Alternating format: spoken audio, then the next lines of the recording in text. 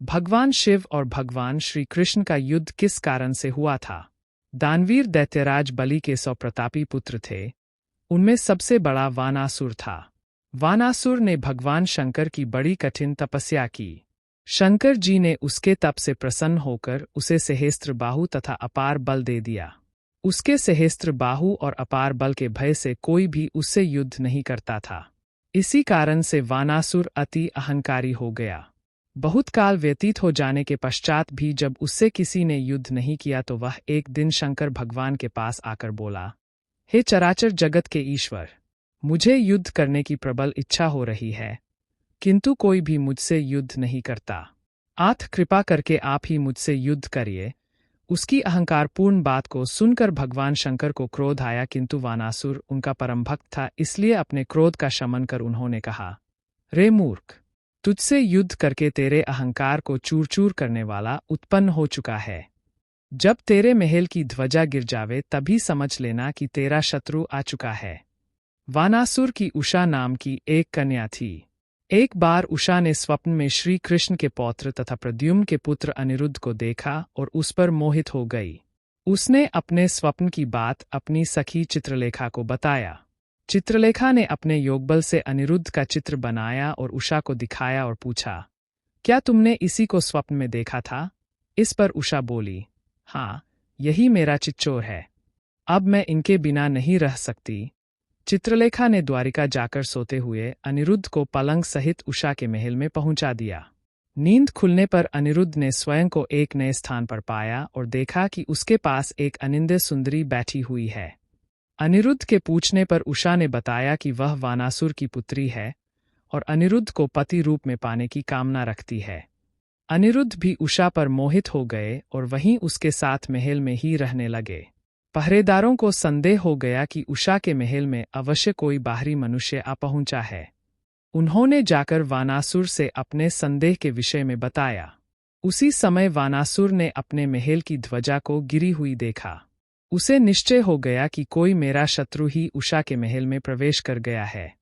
वह अस्त्र शस्त्र से सुसज्जित होकर उषा के महल में पहुंचा। उसने देखा कि उसकी पुत्री उषा के समीप पीतांबर वस्त्र पहने बड़े बड़े नेत्रों वाला एक सावला सलोना पुरुष बैठा हुआ है। वानासुर ने क्रोधित होकर अनिरुद्ध को युद्ध के लिए ललकारा। उसकी ललकार सुनकर अनिरुद्ध भी युद्ध के लिए प्रस्तुत हो गए और उन्होंने लोहे के एक भयंकर मुद्गर को उठाकर उसी के द्वारा वानासुर के समस्त अंगरक्षकों को मार डाला। वानासुर और अनिरुद्ध में घोर युद्ध होने लगा। जब वानासुर ने देखा कि अनिरुद्ध किसी भी प्रकार से उसके काबू में नहीं आ रहा है, तो उसने नागपाश से उन्हें बांधकर बंदी बना लिया। इधर द्वारिकापुरी में अनिरुद्ध की खोज होने लगी और उनके न मिलने पर वहां पर शोक और रंज छा गया। तब देवर्षि नारद ने वहां पहुंचकर अनिरुद्ध का सारा वृत्तांत कहा। इस पर श्री कृष्ण, बलराम, प्रद्युम्न, सात्यकी, गद, सांब आदि सभी वीर चतुरंगिनी सेना के साथ लेकर वानासुर के नगर शोणितपुर पहुंचे और आक्रमण करके वहां के उद्यान, परकोटे, बुर्ज आदि को नष्ट कर दिया। आक्रमण का समाचार सुन वानासुर भी अपनी सेना को साथ लेकर आ गया। श्री बलराम जी कुंभान तथा कूपकर्ण राक्षसों से जा भिड़े। अनिरुद्ध कार्तिकेय के साथ युद्ध करने लगे और श्री कृष्ण वानासुर के सामने आ डटे। घनघोर संग्राम होने लगा। चहुओर बाणों की बौछार हो रही थी। बलराम ने कुंभांड और कूपकर्ण को मार डाला। जब वानासुर को लगने लगा कि वो श्री कृष्ण को नहीं हरा सकता, तो उसे भगवान शंकर की बात याद आई। अंत में उसने भगवान शंकर को याद किया। बानासुर की पुकार सुनकर भगवान शिव ने रुद्रगणों की सेना को बानासुर की सहायता के लिए भेज दिया। शिवगणों की सेना ने श्री कृष्ण पर चारों ओर से आक्रमण कर दिया, लेकिन श्री कृष्ण और श्री बलराम के सामने उन्हें हार का मुंह देखना पड़ा। शिवगणों को परास्त कर श्री कृष्ण फिर बानासुर पर टूट पड़े। अंत में अपने भक्त की रक्षा के लिए स्वयं भगवान रुद्र रणभूमि में आए। भगवान शिव ने श्री कृष्ण को वापस जाने को कहा, लेकिन जब श्री कृष्ण किसी तरह भी पीछे हटने को तैयार नहीं हुए तो विवश होकर भगवान शिव ने अपना त्रिशूल उठाया। घनघोर संग्राम होने लगा। हर तरफ बाणों की बौछार थी। अनिरुद्ध का युद्ध भगवान शिव के पुत्र कार्तिकेय के साथ युद्ध होने लगा और श्री कृष्ण महादेव के सामने युद्ध के लिए आ डटे। श्री कृष्ण के बाणों से शिव की सेना कांपने लगी और वहां से भाग गई।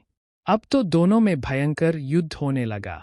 शिवजी के आगे श्री कृष्ण के सभी अस्त्र नाकाम रहे। दौत शिवजी पर अंत में श्री कृष्ण ने अपना नारायणास्त्र चला दिया, लेकिन वह भी शिवजी के सामने निष्प्रभ हो गया। अंत में श्री कृष्ण जान गए कि शिवजी के युद्धभूमि में रहते वे बानासुर का बाल भी बांका नहीं कर सकेंगे। आथ उन्होंने शिव की स्तुति प्रारंभ की। शिवजी प्रसन्न होकर बोले कि हे कृष्ण, बानासुर को दिया वचन तोड़कर युद्धभूमि से तो हट नहीं सकता, तथापि एक उपाय बताता हूँ। तुम मुझ पर जृंभनास्त्र का प्रयोग करो, उसका मैं प्रतिकार नहीं करूँगा। उससे कुछ देर तक मैं सो जाऊँगा। श्री कृष्ण ने वैसे ही किया। भगवान शिव के सो जाने के बाद श्री कृष्ण पुनः बानासुर पर टूट पड़े। बानासुर भी अति क्रोध में आकर उन पर टूट पड़ा।